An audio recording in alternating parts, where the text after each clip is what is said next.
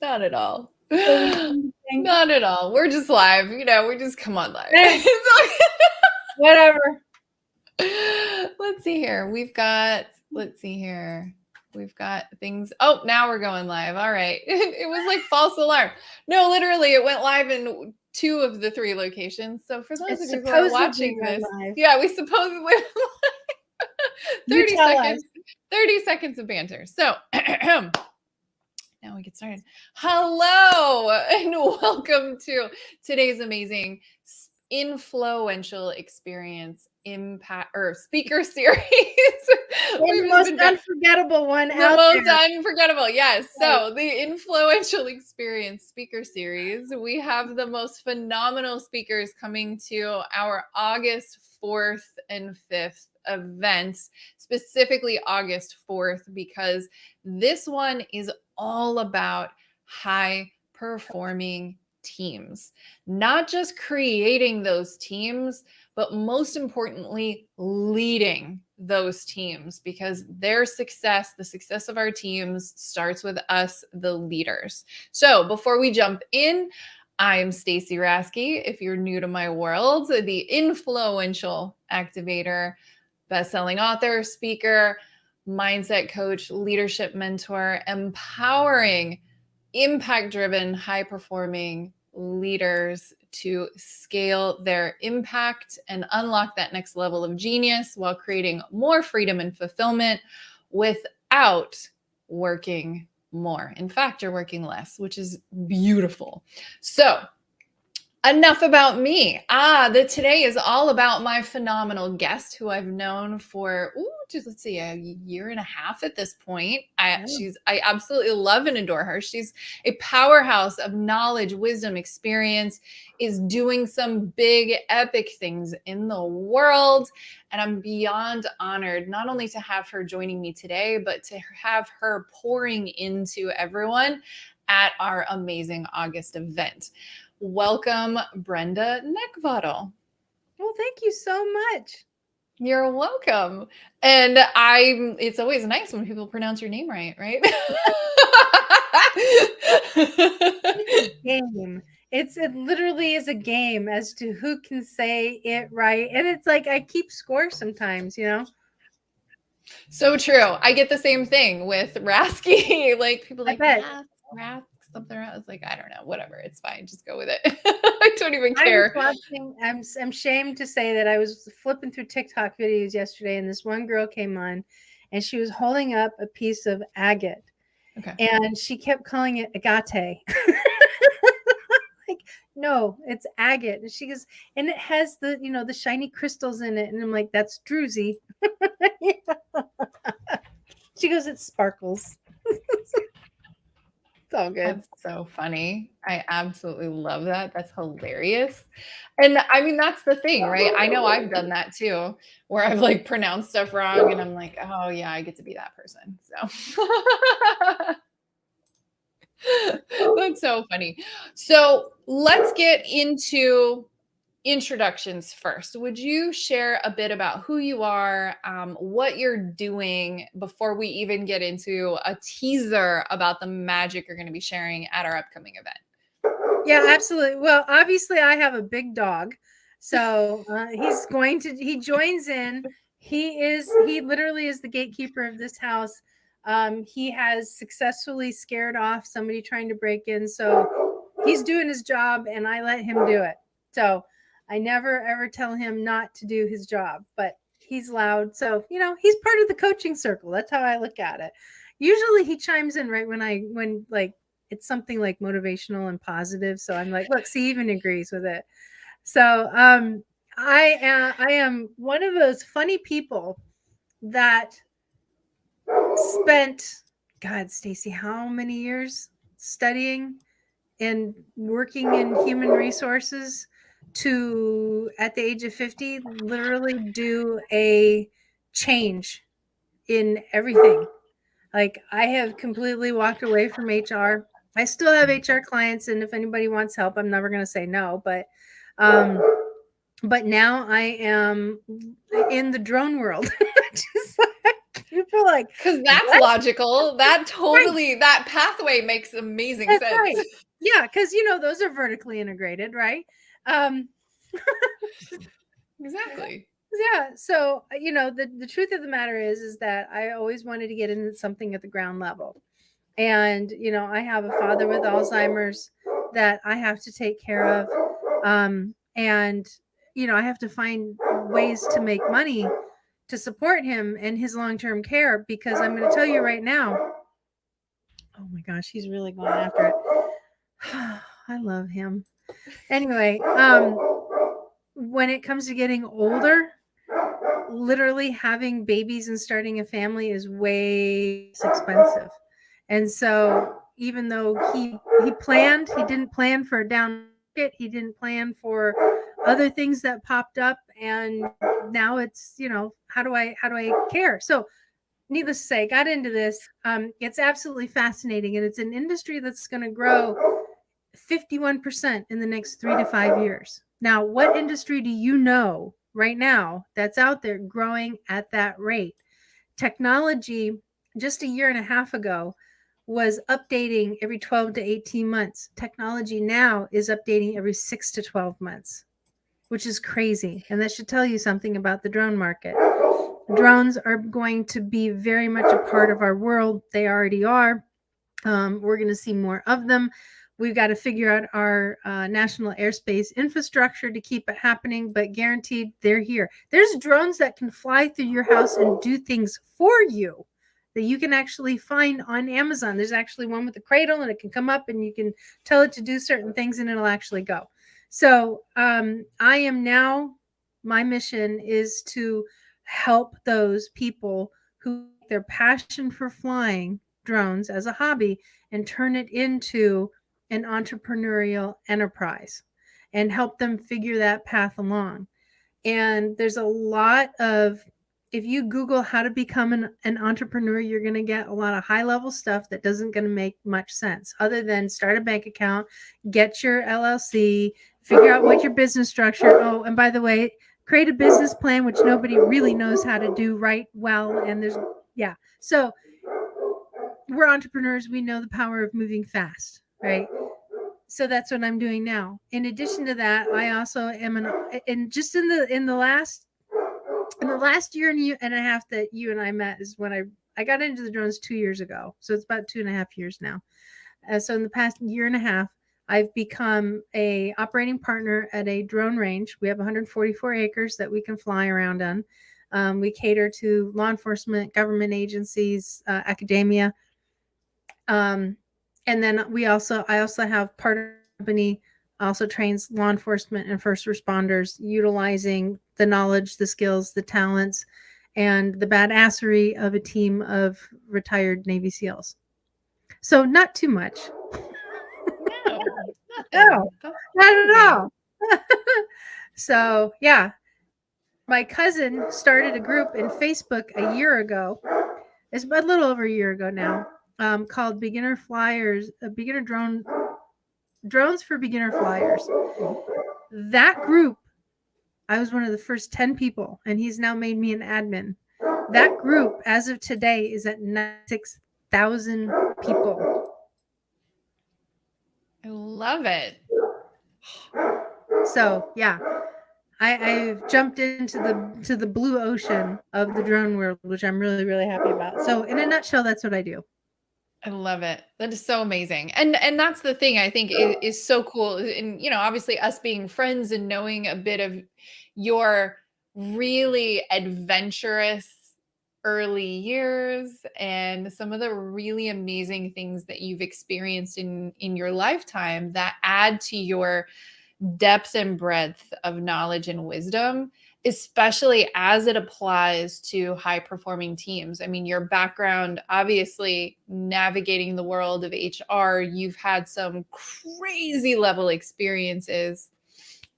And now, obviously, working with former Navy SEALs and all the work that you do with all of these military veterans in general, right? Like you are surrounded by people who specialize in this. And having to navigate leadership in that space as well. I mean, it's just amazing, right? And I know for us too, to kind of also bridge the gap as women who thrive in predominantly male dominated industries as well. Like it takes a certain type of person, and especially woman, to be able to navigate those waters in a really successful and healthy way. Right. To No, be I that don't level of disagree. leader. Mm-hmm. Yeah.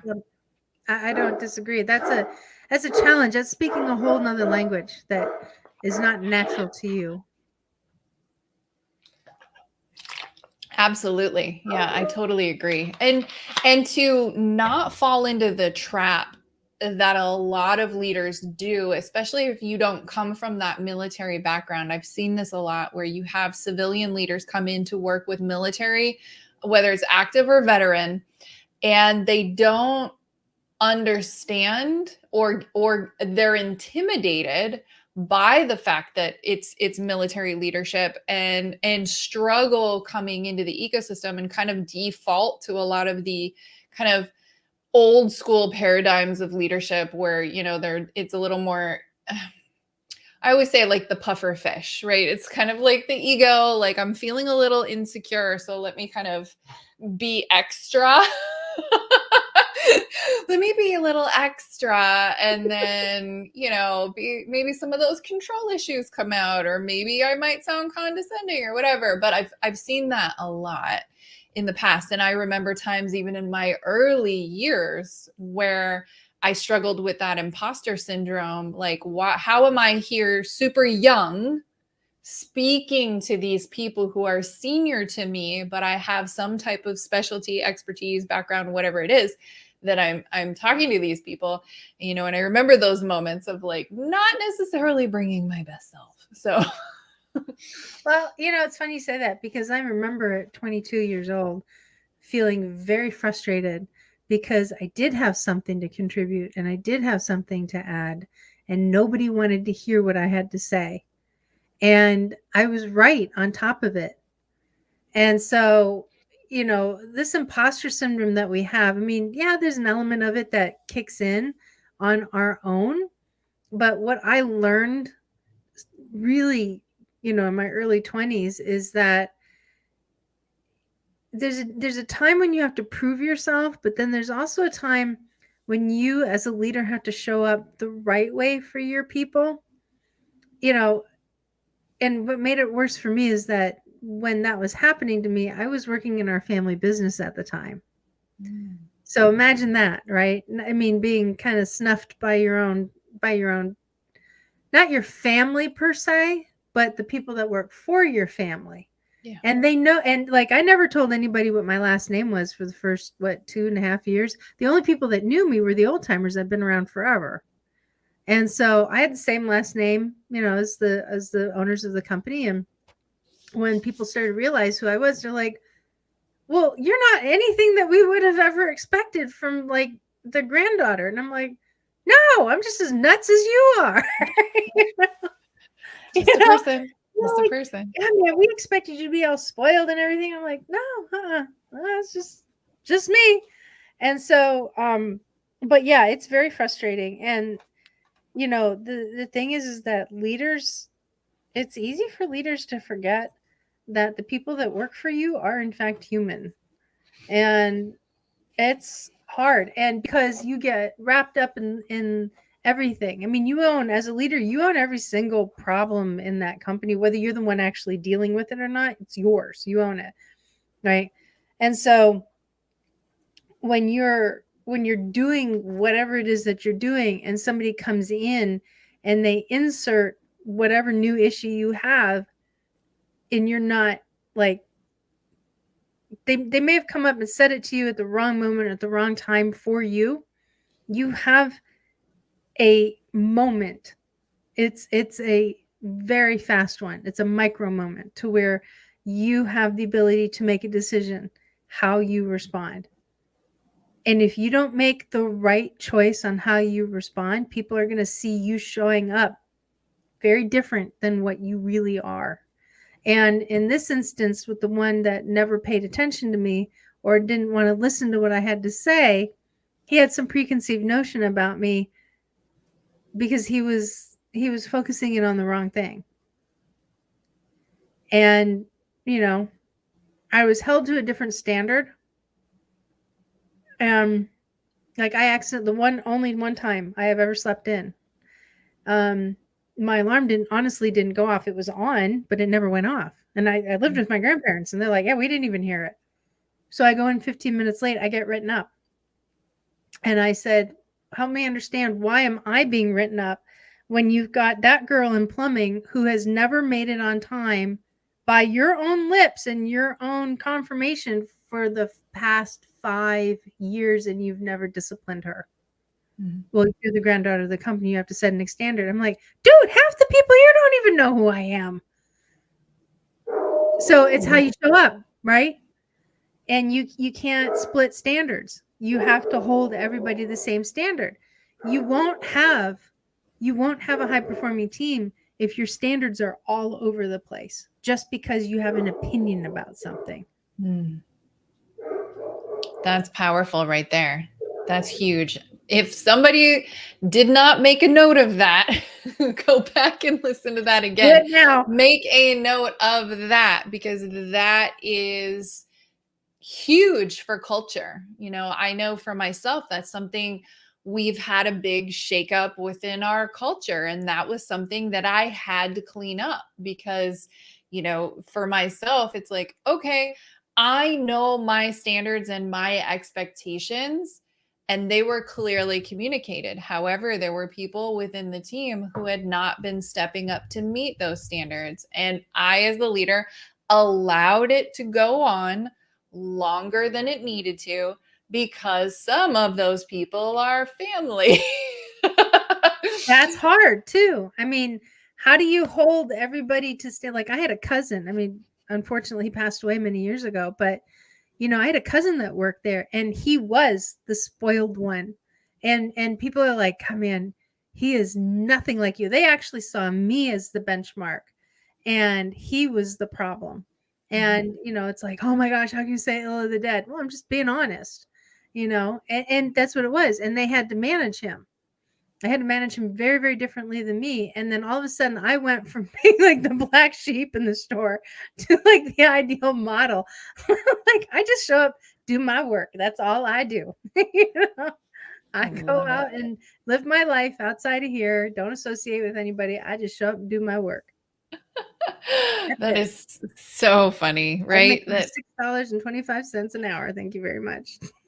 Oh man, you were rolling in the dough. Dude, 1990, whatever that was in the early 90s. Woo, that was good pay that back then. I know. I think what minimum wage is $3.25. Yeah. Because now in Florida, I think it's like $10.75 or $10.50 or something's the new minimum wage. Something like that, yeah. Yeah. So let's get into talking a bit, kind of hitting a bit of the teaser on some of the topics or the key things you're going to be sharing at our event on August 4th. Oh yeah, absolutely. So the big thing is that there's two different mindsets, and I actually wrote a book on this. One is a white wolf mindset, one is a black wolf mindset. And, you know, it's not necessarily what you think it is. So I'll give you a little bit of a cheat here. And those that are coming, they're going to hear it again. But the black wolf is actually only in North America. It doesn't exist anywhere else. It's a genetic phenomenon.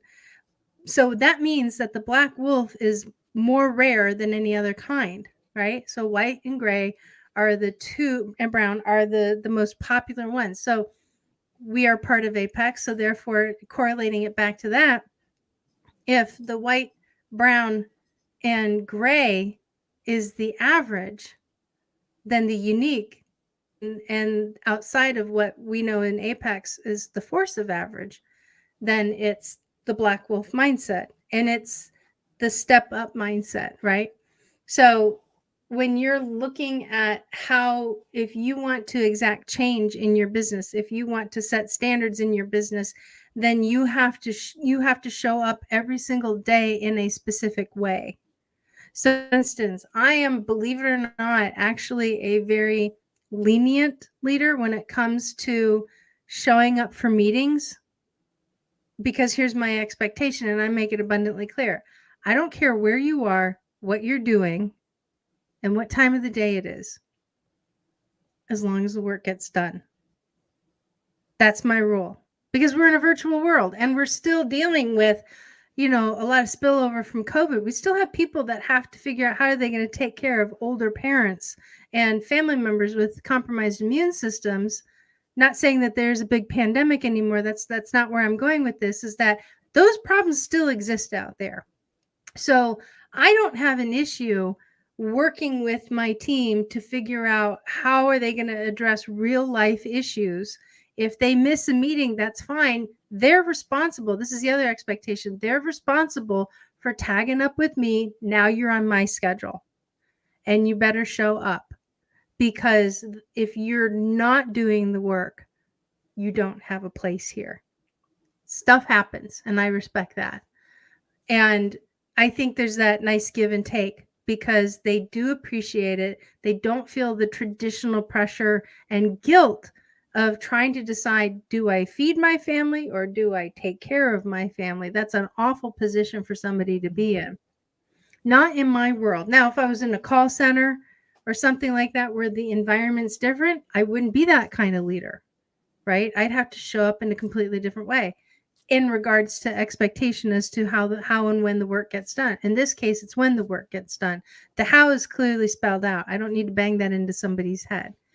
The other piece is that I do, and I'll just talk from my own experience, is that I don't tell somebody how to sell when I am not the best salesperson on the planet. That's why I bring somebody in to sell, because one, I can't stand doing it. I do it, I don't like it. And number two, it is not my zone of genius. So my sales guy on the coaching platform, or in the course, right, which will eventually lead into a mastermind and all the other good stuff that we kind of have this business model on, he has it on his calendar. He's been tasked with choosing a date to put on his calendar when he can fire me from sales. And he is so looking forward to it. I love Like, it. that's your first assignment. Pick a day when you're going to fire my butt from sales. Do it. And he's like, I am on this. This is awesome. Like, he wants to have this big thing. It'll probably just like the two of us. I'm like, dude, I'll even freaking film it and stream it live on Facebook. I have no problems with that. Fire my butt from sales, will you? So, but that means that I can't be particular. It's like he's got experience. He has the right experience. I've known him for a long time. I know his reputation. I know his capabilities. Now I have to trust that. And, like, looking, if things are starting to get out of line, then it's my job to ask him, what kind of help do you need? You don't need me to sell, but you've got other obstacles that are showing up. What do you need me to help you be outrageously successful? And every call that I have with everybody on my team, I ask them that question. What do you need from me today so that you can be outrageously successful? And I promise you, they tell you, because you asked. They'll tell you. Well, it takes a lot of self-awareness and wisdom on your part to know how to nurture, support, and develop your team to rise into their own potential as leaders. Yeah. I mean, you have to set your expectations, but then you also have to really figure out how you communicate them so that they connect with the people that are listening. So if you have this, and that's what good leaders do, honestly. People always think that good leaders are like, they have your back every time, they lead from the rear, or they have this thing. It's like, look, there's a big recipe that goes into being a good leader, and it's going to be unique for each and every single person. It's not the same thing over and over and over again. For me, it's counterbalancing my impatience with things that make things happen, because I can be pretty impatient, and I have this story in my head, and every one of us is like this. But when I know that my impatience is bubbling up, that's my signal for me to slow down the conversation, look at the situation for what it is, and then ask, what is it you need from me to be outrageously successful today? Because they don't see it as you coming down on them. They really do interpret that as I'm telling you what I need help with because you're open to hearing it. That's powerful. And that's exactly it, right? Is being able to communicate effectively with each of the people. When I was on the Clubhouse chat this morning with Scott Simons, we were actually talking about that leadership and communication. Yeah. And getting to that place of doing the inner work to where we as leaders are so in tune with ourselves in such a state of embracing our truth, such a high level of self-ownership and high level of access to all aspects of ourselves that we learn how to then get on other people's world map. So you're communicating and interacting with someone the way they communicate, the way they want to be treated.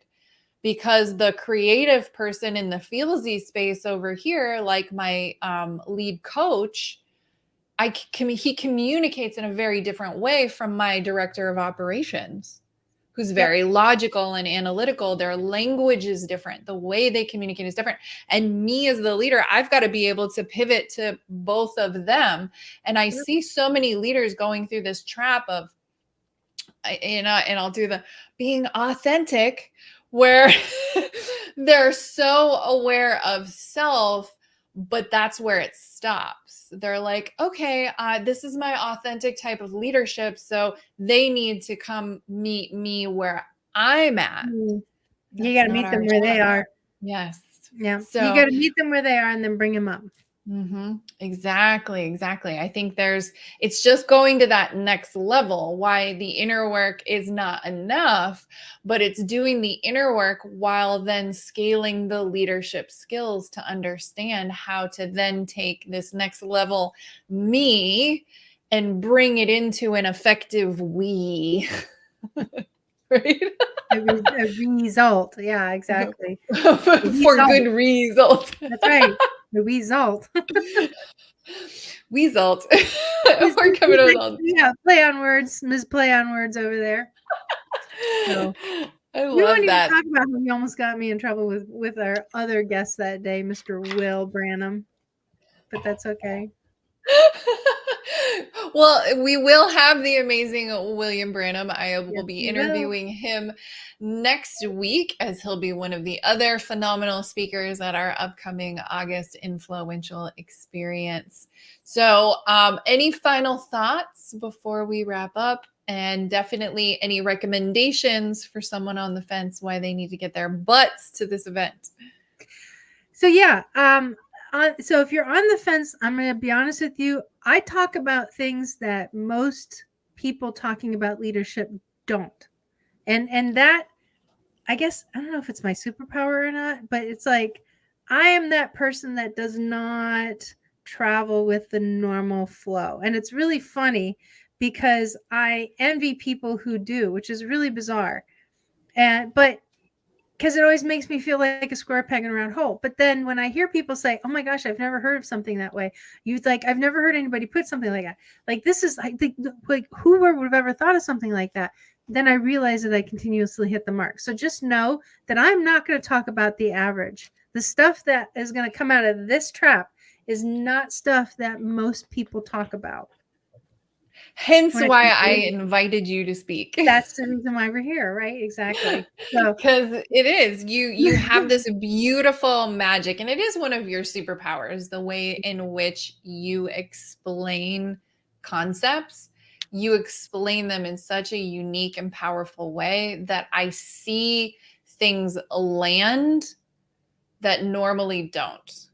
And so it is really, really amazing. And so I can't wait to hear what you bring for the full segment and pouring into everyone in the way that you will be, because it's just going to be absolutely phenomenal.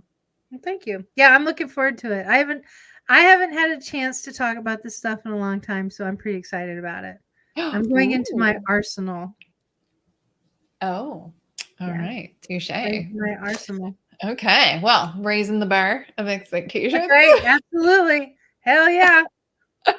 Yeah. I love it. I'm so excited. It's going to be amazing. Between you, William, Rebecca, and myself, it's just going to be bananas good on leadership, mindset, teams, communication. We will be talking a lot about that. And for those of you who don't have teams yet, guess what? If you're married or have kids or I don't know, It's a have to pie. interact with other human beings on the planet, it will be beneficial.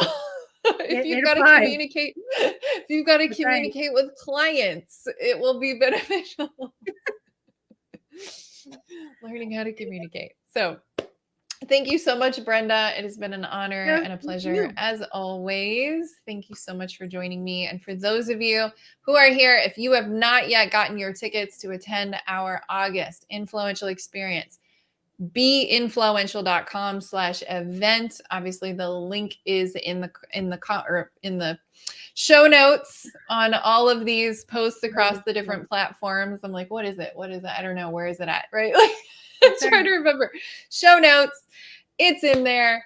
Click that link. Join us. Get your butt down here to Tampa. All things leadership and high performance teams. You will absolutely love it. It's intimate. You get a lot of time with all of the leaders and experts to focus on you and your exact needs. You'll get all that masterminding, that Q&A time, that time to get the support to do the work before you leave. That's why we say this is experiential and different from most other events. This isn't just pour into you. This is where you actually get to do the work, create the results, and then leave knowing not just what to do, but leaving different than how you arrived. So beinfluential.com/event, grab your tickets. Doors are closing on, what is the date? I think it's the 28th because the 28th. Doors close on the 28th. So we have like a week and a half left. So grab your tickets. All right, we are going to wrap up. So have an amazing day. Thank you so much for joining us and stay tuned for our other interviews on this amazing speaker series. And I will see you at our event. Have a good one.